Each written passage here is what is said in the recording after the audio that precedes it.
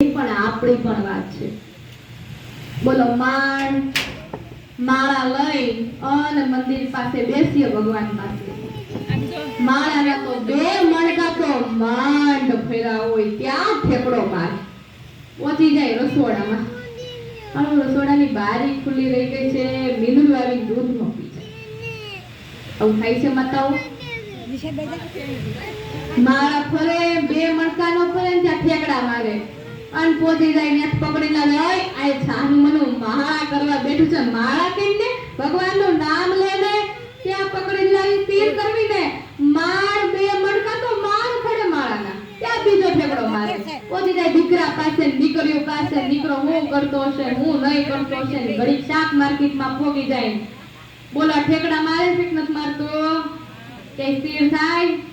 પ્રદક્ષિણા અહીંયા થતી હોય મન ઘરમાં ફરતું હોય થાય છે આવું।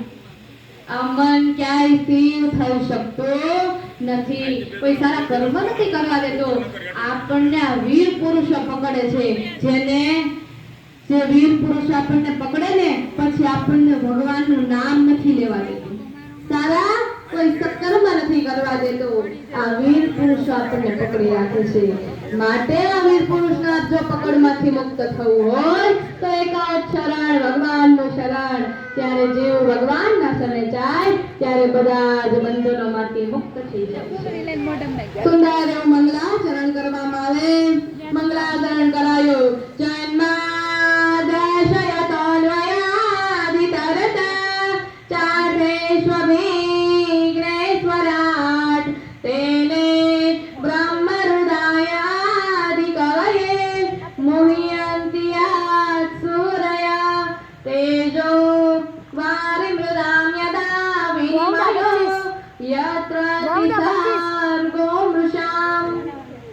આ જગતની સ્થિતિ ઉત્પત્તિ અને લયને કારણભૂત એવા પરમ તત્વ પરમાત્મા જેની સત્તા માત્રથી આ જગત આપણને ખોટું હોવા છતાંય સાચું લાગી રહ્યું છે।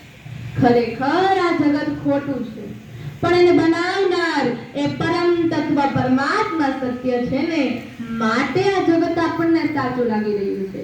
આપણે દરેક વ્યક્તિની કિંમત એના પહેરનારા પર રાખીએ। બોલો રાખીએ કે નહીં? દરેક વ્યક્તિની કિંમત એના પહેરનારા પર રાખીએ છીએ। હવે મને જવાબ આપજો। બોલો કોઈ ગરીબ માણસ હોય અને એને એના ગળામાં હાર પહેરવો હોય, ઈ હાર સાચો જ હોય તો આપણે શું કહીએ?